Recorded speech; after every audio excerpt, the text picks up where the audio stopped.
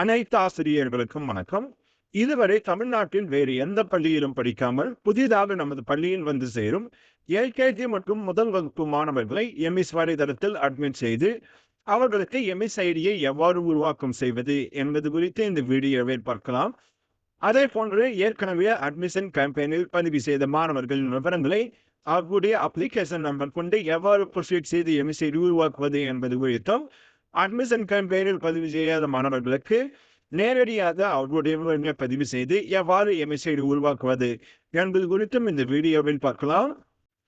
அதுக்கு முன்னாடி இந்த வீடியோவை வழங்குவது யாருன்னா பைமோட்டி ஷாப்பிங் மொபைல் ஆப். இந்த மொபைல் ஆப் பிளே ஸ்டோர்லேயே அவைலபிள் இருக்கு. மற்ற ஆப் கூட ஒப்பிடும்போது இந்த ஆப்பில் எல்லா ப்ரைஸஸுமே ரொம்ப ரொம்ப ரொம்ப கம்மியான விலையில கிடைக்கும். நீங்கள் மற்ற ஷாப்பிங் ஆப்ஸ் ஒப்பிட்டு பார்த்து எதில் உங்களுக்கு கம்மியாக இருக்கோ அதில் பாருங்க.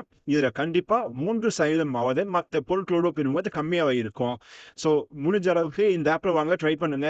அதற்கு உங்களது மொபைலில் குரோம் ப்ரௌசர் ஓப்பன் பண்ணிக்கோங்க. ஓப்பன் பண்ணிவிட்டு சர்ச் பாக்ஸில் எம்எஸ் அப்படின்னு டைப் பண்ணிவிட்டு சர்ச் பட்டனை ப்ரெஸ் பண்ணுங்கள்.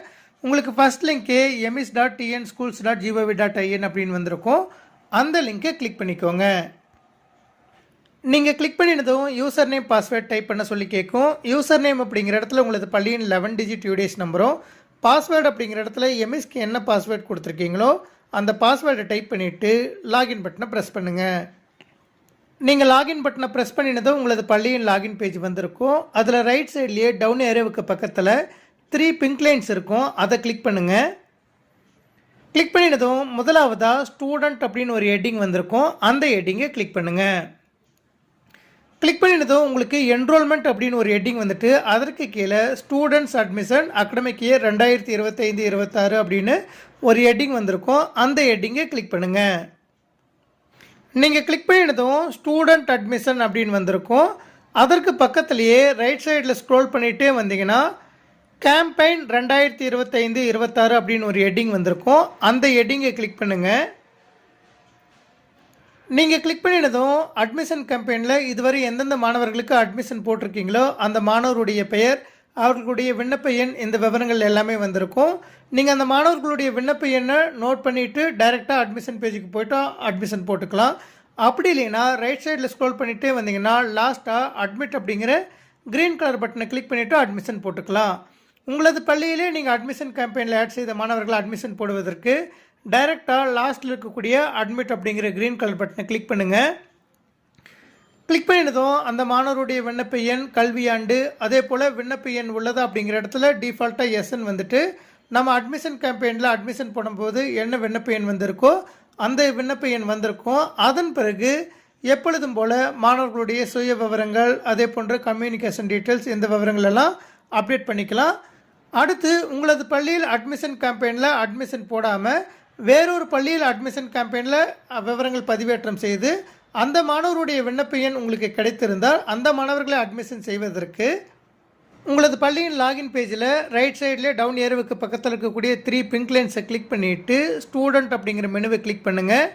அதன் பிறகு என்ரோல்மெண்ட் அப்படிங்கிற ஹெட்டிங்கில் ஸ்டூடெண்ட் அட்மிஷன் அகடமிக் இயர் 2025-26 அப்படிங்கிற ஹெட்டிங்கை கிளிக் பண்ணுங்கள்.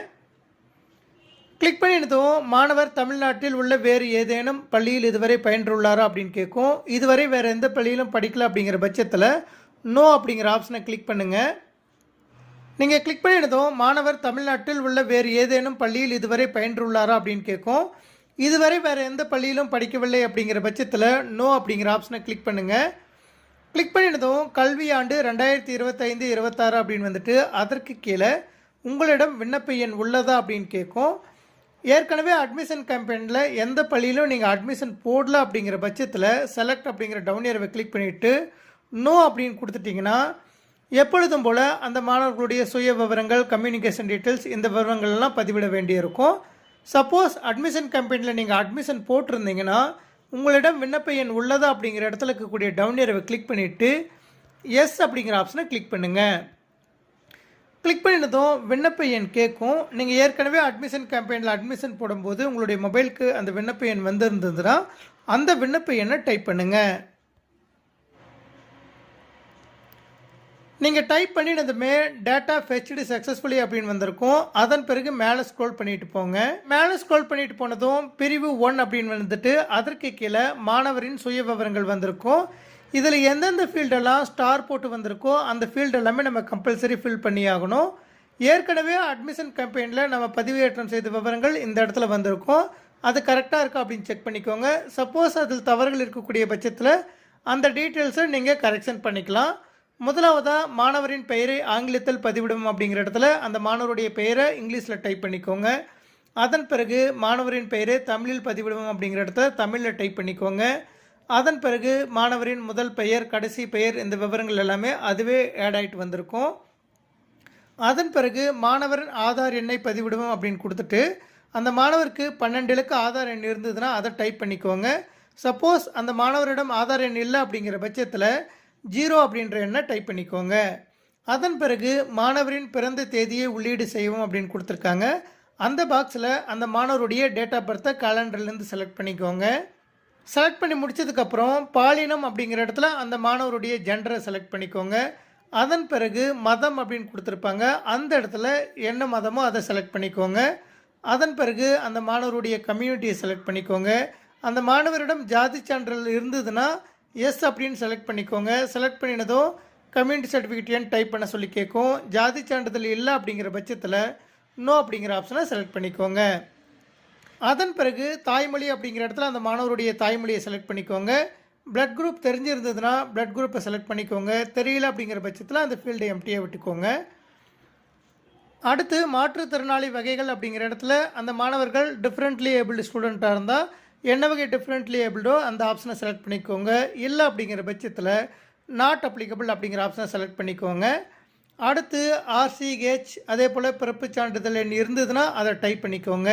இல்லை அப்படிங்கிற பட்சத்தில் 0 அப்படிங்கிறத அப்படியே விட்டுட்டு சேவ் அண்ட் நெக்ஸ்ட் அப்படிங்கிற க்ரீன் கலர் பட்டனை கிளிக் பண்ணுங்கள்.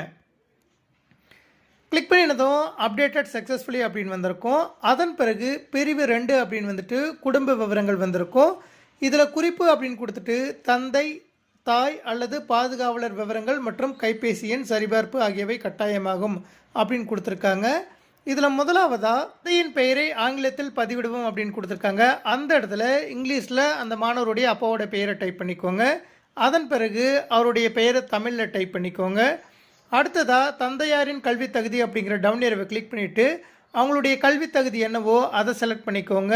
அதன் பிறகு அவருடைய தொழிலை டவுன் ஏரோவை செலக்ட் பண்ணிவிட்டு கரெக்டான தொழில் விவரத்தை செலக்ட் பண்ணிக்கோங்க. அடுத்ததாக தந்தையாரின் ஆதார் எண் அப்படிங்கிற இடத்துல அவருடைய தந்தையோட 12 இலக்க ஆதார் எண்ணை டைப் பண்ணிக்கோங்க. ஆதார் எண் இருக்கக்கூடிய பட்சத்தில் ஆதார் எண் டைப் பண்ணிக்கோங்க. இல்லைன்னா அந்த ஃபீல்டு அப்படியே விட்டுருங்க. அடுத்து தாயாரின் பெயரை ஆங்கிலத்தில் பதிவிடுவோம் அப்படின்னு கொடுத்துருக்காங்க. அந்த ஸ்டூடெண்ட்டோட தாயாரோட பெயரை இங்கிலீஷில் டைப் பண்ணிக்கோங்க. அடுத்ததாக தமிழில் டைப் பண்ணிக்கோங்க.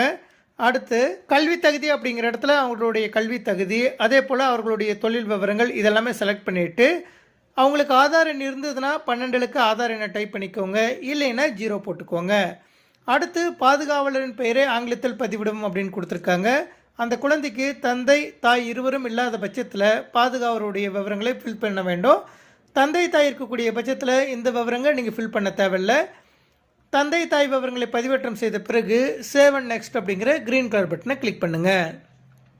கிளிக் பண்ணினதும் பிரிவு 3 அப்படின்னு கொடுத்துட்டு தகவல் தொடர்பு விவரங்கள் கொடுத்துருக்காங்க. அதற்கு கீழே கைபேசி எண்ணை பதிவிடுவோம் அப்படின்னு கொடுத்துருக்காங்க. அந்த இடத்துல பெற்றோரோட 10 இலக்க மொபைல் நம்பரை டைப் பண்ணினதும் வெரிஃபை அப்படின்னு ஒரு ஆப்ஷன் வரும். வெரிஃபை அப்படிங்கிற ஆப்ஷனை நீங்கள் கிளிக் பண்ணினதும் என்ன மொபைல் நம்பர் நீங்கள் பதிவிட்டீங்களோ அந்த மொபைல் நம்பருக்கு ஒரு 6 இலக்க ஓடிபி எண் போகும்.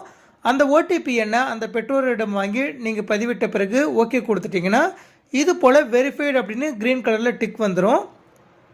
டிக் வந்ததுக்கப்புறம் கைபேசி எண்ணுடைய உரிமையாளர் உறவு வகை அப்படின்னு கொடுத்து ஒரு டவுன் ஏரோ கொடுத்துருக்காங்க. அந்த மொபைல் நம்பர் அந்த குழந்தையோட அப்பாவுடையதா அம்மாவுடையதா அல்லது ரிலேஷனுடையதா இதில் எந்த ஆப்ஷன் அப்ளிகபிள் ஆகுதோ அதை கரெக்டாக செலக்ட் பண்ணிவிட்டு பெற்றோரின் பாதுகாவலின் மாற்று தொடர்பு எண் அப்படின்னு கேட்டிருக்காங்க. வேறொரு மொபைல் நம்பர் இருந்ததுன்னா அதை டைப் பண்ணிக்கோங்க. இல்லை அப்படிங்கிற பட்சத்தில் அதே மொபைல் நம்பரை டைப் பண்ணிக்கோங்க. அதன் பிறகு மின்னஞ்சல் முகவரி இருந்ததுன்னா டைப் பண்ணிக்கோங்க. இல்லைன்னா அந்த ஃபீல்டு எம்டியாக விட்டுக்கோங்க. அடுத்ததாக தொடர்பு முகவரி அப்படின்னு கொடுத்துருக்காங்க. அதில் அந்த ஸ்டூடெண்ட்டோட கதவு எண் தெரிஞ்சதுன்னா கதவு எண் வாங்கி டைப் பண்ணிக்கோங்க. அதே போல் தெருவின் பெயர், நகரத்தின் பெயர், மாவட்டத்தின் பெயர் இந்த விவரங்கள் எல்லாம் டைப் பண்ணிக்கோங்க. அதே போன்று தாலுக்கா பெயர் அப்படிங்கிற டவுன் ஏரோவை கிளிக் பண்ணிவிட்டு என்ன தாலுக்காவோ அதை செலக்ட் பண்ணிக்கோங்க. தாலுக்காவை செலக்ட் பண்ணி முடிச்சதுக்கப்புறம் அஞ்சல் குறியீட்டு எண் அப்படிங்கிற இடத்துல 6 இலக்க பின்கோடை டைப் பண்ணிக்கோங்க. டைப் பண்ணி முடிச்சதுக்கப்புறம் தொடர்பு முகவரி, நிரந்தர முகவரி ரெண்டும் ஒரே முகவரியாக இருந்ததுன்னா இந்த செக் பாக்ஸை டிக் பண்ணிட்டீங்கன்னா அதே விவரம் உங்களுக்கு இங்கே ஃபில் ஆகிட்டு வந்துடும். ஃபில் ஆகிட்டு வந்ததுக்கப்புறம் சேவ் அண்ட் நெக்ஸ்ட் அப்படிங்கிற க்ரீன் கலர் பட்டனை கிளிக் பண்ணிக்கோங்க. நீங்கள் சேவ் அண்ட் நெக்ஸ்ட் கொடுத்ததும் அடுத்ததாக மாணவரின் கல்விசார் விவரங்கள் அப்படின்னு வந்திருக்கும். அதில் சேர்க்கைக்கான வகுப்பு அப்படின்னு கொடுத்து ஒரு டவுன் ஏரோ கொடுத்துருக்காங்க. எந்த வகுப்பில் அட்மிஷன் பண்ணணுமோ அந்த வகுப்பை செலக்ட் பண்ணிவிட்டு பிரிவு அப்படிங்கிற டவுன் ஏரோ கிளிக் பண்ணிவிட்டு செக்ஷனை செலக்ட் பண்ணிக்கோங்க. அதன் பிறகு சேர்க்கை எண் அப்படிங்கிற இடத்துல அட்மிஷன் ரெஜிஸ்டரில் என்ன நம்பர் போட்டிருக்கீங்களோ அந்த நம்பரை போட்டுட்டு சேர்க்கை தேதி அப்படிங்கிற இடத்துல எந்த தேதியில் அட்மிஷன் போடுறீங்களோ அந்த தேதியை செலக்ட் பண்ணிக்கோங்க. அதன் பிறகு பயிற்றுமொழி அப்படிங்கிற டவுன் ஏரோவை கிளிக் பண்ணிட்டு பயிற்றுமொழியை செலக்ட் பண்ணிட்டு லாஸ்ட்டாக இருக்கக்கூடிய சேவ் அண்ட் நெக்ஸ்ட் அப்படிங்கிற க்ரீன் கலர் பட்டனை கிளிக் பண்ணுங்க. அடுத்ததா பிரிவு 5 அப்படின்னு வந்துட்டு அதில் ஒரு 4 கொஸ்டின்ஸ் கொடுத்துருக்காங்க. முதலாவதா, மாணவரை அரசின் சத்துணவு திட்டத்தில் இணைத்துக் கொள்ள விரும்புகிறீர்களா? சத்துணவு திட்டத்தின் பயனாளிகள் மட்டுமே இலவச சிறுடை பெறும் பயனாளியாக கருதப்படுவர் அப்படிங்கிற ஆப்ஷனை கொடுத்துருக்காங்க. சத்துணவு திட்டத்தில் சேர்வதாக இருந்தால் அதற்கு கேட்கக்கூடிய டவுன் ஏரோவை கிளிக் பண்ணிட்டு எஸ் கொடுத்துக்கோங்க. அடுத்து, மாணவரை முதலமைச்சரின் காலை உணவு திட்டத்தில் இணைத்துக் கொள்ள விரும்புகிறீர்களா அப்படின்னு கேட்கும். எஸ் அப்படின்னா எஸ் கொடுத்துக்கோங்க. அடுத்தது, மாணவருக்கு பஸ் பாஸ் தேவை அப்படின்னு கொடுத்துருக்காங்க. அதற்கு கீழே இருக்கக்கூடிய டவுன் ஏரோவை கிளிக் பண்ணிட்டு பஸ் பாஸ் வேணும்னா எஸ் போட்டுக்கோங்க, இல்லைன்னா நோ போட்டுக்கோங்க. அடுத்து, மாணவர் விடுதி மாணவர் அப்படின்னு கொடுத்து ஒரு டவுன் ஏரோ கொடுத்துருக்காங்க. அதை கிளிக் பண்ணிட்டு டேஸ் காலர் இருந்தால் டேஸ் காலர் செலக்ட் பண்ணிக்கோங்க. ஹாஸ்டலில் தங்கி படிக்கக்கூடிய மாணவர் இருந்தால் ஹாஸ்டலர் அப்படிங்கிற ஆப்ஷனை செலக்ட் பண்ணிக்கோங்க. செலக்ட் பண்ணி முடிச்சதுக்கு அப்புறம் லாஸ்ட்டாக இருக்கக்கூடிய சப்மிட் அப்படிங்கிற கிரீன் கலர் பட்டனை கிளிக் பண்ணுங்க. கிளிக் பண்ணியதோ ரிஜிஸ்டர்டு சக்ஸஸ்ஃபுல்லி அப்படின்னு வந்துட்டு அந்த மாணவருக்கான அட்மிஷன் சர்டிஃபிகேட் வந்திருக்கும். அதை நீங்கள் பிடிஎஃபாக டவுன்லோட் பண்ணி அந்த பேரண்ட்டுக்கு கொடுத்துடலாம்.